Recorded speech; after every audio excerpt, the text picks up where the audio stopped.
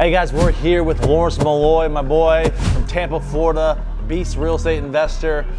He has a lot of content out there for himself. He wrote a book. He has his own RIA that I go to very often.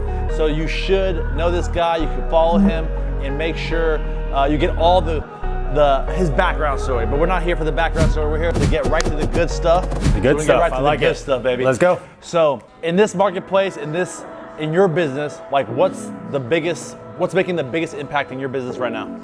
So the biggest impact in my business right now is actually buying the right deals. I mean, at the end of the day, maybe 6 months, 8 months ago, we could kind of get away with buying whatever because the market was going up.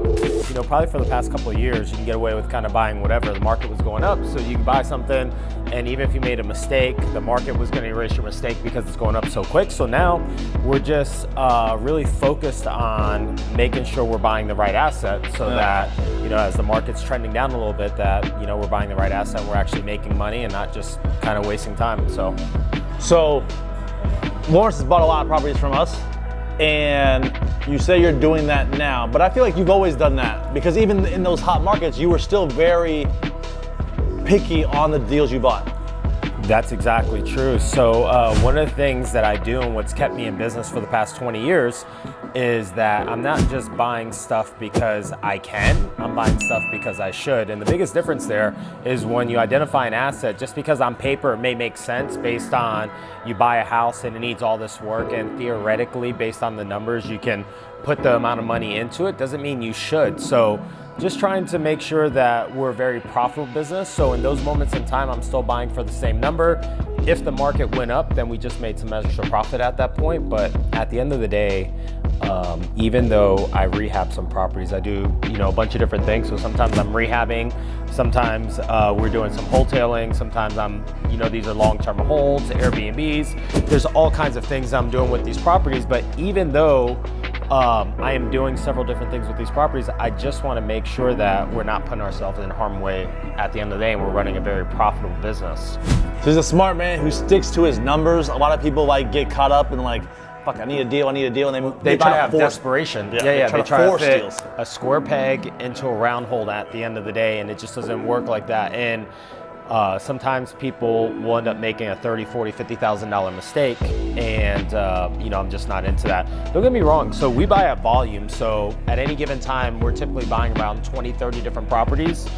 And what happens with that is if I win on 10 of them and one of them I break even or don't make as much or whatever it is, I'm good with those numbers because we have to buy at a rapid pace. So we're buying very quickly, we're buying at volume. Yeah. So I want to make sure that, the number is if I win on 9 of them, I'm good with that.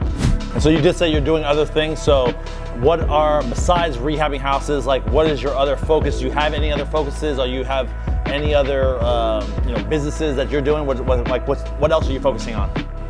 Yeah, so that's a loaded question. I got a lot of plate spinning right now, and it's all positive stuff. So businesses that I run, I obviously have the investment firm, which we are very transactional, buying, selling properties. We do very little wholesaling. We do some wholesaling, just a lot of transactional type stuff. I also have an Airbnb business where I have some high-end luxury Airbnbs out at the beaches, several of them, some waterfront, some non-waterfront. Also have long-term rentals. I buy stuff on creative seller finance. That's stuff that we've bought that's just kind of out there. I also have a real estate license, so we have some agents that are underneath me that are working the leads that we're not purchasing, listing leads, which is really interesting because most firms you go to, they're not going to give you listing leads. They may give you some buyer's leads, but to get a listing lead where all you have to do is show up and knock out an appointment and get a property listed, it's going to sell as long as you price it right. So there's a whole nother arm, conventional real estate. So are you trying to grow that brokerage? Absolutely. So I don't own the brokerage. Okay. It's actually great because I'm a team leader with Remax, which I've never wanted to own a brokerage to just kind of deal with a lot of headache and paperwork. So I happen to be with Remax for 16 years or something, a long time. They just gave me a Hall of Fame award. But what happens is I can basically have a team under me, have this crazy split, and then the team just works all of the leads, and then we do a nice commission split. So with that being said, it's just a way to monetize the leads that you're already paying for. So, but conventional real estate, we have the RIA Group, Greater Orlando Real Estate Investors Association. That's a whole nother business in itself. So there's just things that I'm working on right now, and they're all good. And I'm running up my social media right now. So I see that. I see you out there. So I will be doing some consulting for high-level investors, just kind of like the same thing we're doing here at this mastermind, where I'll take investors that are doing business now and I'll teach them how to, add an extra zero to their income, whether that's 6 figures, take it to 7 figures. How can we go ahead and tweak, tune some things and make sure we get them off? If they're looking to scale their business, who are the right people to put into place? When's the right time to do it? How do you go ahead and scale up, go from solopreneur to having a team? So all of that stuff is one of the reasons why. Yeah, you've been a leader here at Boardroom for a long time, and I see you add value to a lot of different people here. I want to go back to your Airbnbs. You have these luxury Airbnbs. I own some Airbnbs, and you look at the news and everything else, there's Airbnb's terrible, it's trash, it's going down the drain, it's oversaturated, which I definitely feel it's oversaturated. What are your thoughts on Airbnb, and are you trying to buy more Airbnbs right now, or just work on what you got going on? It's a great question. So I do not think Airbnb Trash. I think Airbnb is amazing. What ultimately happened is the market started going up and people were just buying assets anywhere and they didn't know what they're doing. And these are one of those things that just because you can doesn't necessarily mean you should. So I think people are just buying properties in random places and trying to put people in there without really understanding the markets. And if you put essentially a hotel in a residential neighborhood, people are probably gonna have some problems with that, especially the neighbors, they have kids, and you have random people coming in and out of it. So there's a lot of people that did that. So in these rural areas, or just like areas that aren't really vacation areas, it's hard to keep that business consistent. My thought process has always been, let's buy in vacation areas. So I buy at the beaches where people come in vacation all year round. So in the summertime, people are coming, because they're on summer vacation. In the wintertime, snowbirds come down. So that's a big thing for me. So in my business, that's what I focus on. And once again, depending on who you are and where you have purchased these assets and what kind of asset you actually have, one of the things that's hurting people right now is just like insurance in Florida, like killer insurance, flood insurance, whatever. So let's say you're not in a vacation area or in the right area and you're not having enough bookings, and all of a sudden your insurance goes up. Some people are on these adjustable rate mortgage payments, so now that's going up and taxes are going up. There's just a lot of things that are happening. And Airbnb, I don't think it's trash. I think that there's some areas that aren't producing as well, and I think there's some areas that are producing very well. It's the people who got into it, in my opinion, is they don't treat it like the business it is, which is hospitality. It's a hospitality business. You literally own a hotel. Yeah. This is what it is. You own a hotel. So fortunately, I have a team that can oversee the properties. But if you're just like a mom and pop, or just like someone that has a home and you're like, yeah, I'm gonna manage these, people don't realize what it actually takes to manage these properties. It's insane. There's always something. There's people that are calling because they need this or want that. And we do a phenomenal job. Fortunately, my team member, Michelle, she's an absolute beast. And we've automated a lot of it, but there's still, once again, there's that human factor that comes into play. And fortunately, I have an amazing team, and that helps take care of it. So that's one part of it, 100%. That's a huge part of it. The other part I feel like is they just get any house, like it's like a regular, walls are white, floors are gray. They don't theme it out or anything. There's no attraction to staying in the house. And I think that's the other thing as well. And so having those luxury Airbnbs, I think, is the go-to, or if you theme out your properties. Because I know a lot in Orlando, people have them, there's so many, it's oversaturated for sure in Orlando. But unless you have the room that's like everything's Disney, 10 rooms themed out, you can be successful. I don't even know if I love the theme, to be honest with you. Like, Okay. I love just nicely decorated properties. So if you think about a hotel, like hotels, they're not themed out rooms. What they are is they're nice, like, and decorated. So they have an interior designer that comes in, helps them pick out the furniture, makes it all look good, because the biggest thing is obviously the marketing photo. So you want to have a nice modern place. I'll give you a perfect example. Like, one of the properties that I bought in the beach area or whatever, I was gonna buy, I was like, yeah, you know what, we'll just buy it. It's in good condition and we'll just rent it out like this. And it was maybe remodeled in like 2006. So it had like, kind of like that 2006, 2010 vibe to it, with like the orangish cabinets and like the older Mediterranean, like granite countertop and things like that. And I was like, yeah, we'll just do this. And my assistant's like, Lawrence, like, I know you, like, I know you're not gonna want to buy furniture that's gonna suit this, you know, color scheme and this design, and then in a couple of years have to sell all the furniture and then remodel it later on. She's like, I'm probably thinking, I'm just planting this seed on you. You may want to remodel it now. So I went home, took a nap, and I was like, Michelle, you know what, you're right, and I hate you for that.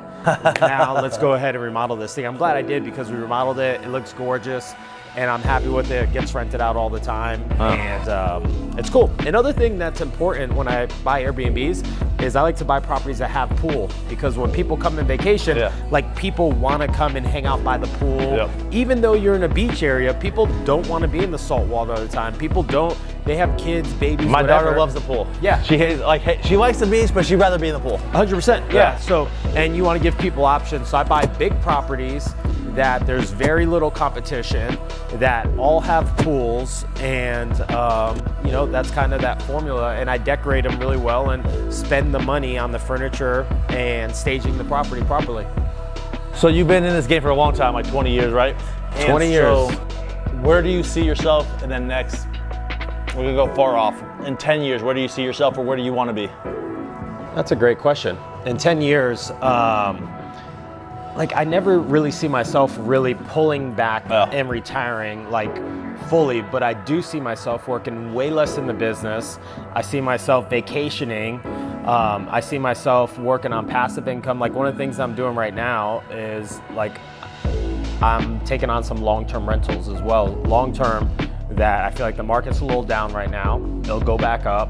So a lot of the stuff that I'm working on, like, I want to, you know, in 10 years be, you know, somewhat removed from the business, to be honest with you. I don't think I'll ever fully stop, but I think I'll just be in a different area where, like, we just don't need to work. So would you be, to do that, would you just be building a team so that way you can do less, like replacing yourself in many avenues? Correct. And just kind of being overseen? Yep, exactly, yeah, building team. Because some people are like, oh, I don't want to be doing anything. I'm like, I want my business to be doing something. Yeah. So, like, you can still hire out COO, CFO, like, sales manager. Like, we have most of those things in place now, and I'm still, you know, not finishing, but I'm still building out my team. So yeah, like, the idea for any business owner, let's just be real, like, the idea for a business owner isn't to run a business and be in your business, have to work every day. The idea is to run a business and become a CEO of your business. So essentially, you can remove yourself. The business is still working and you're still making money. Yeah. But at the end of the day, too many people, they come in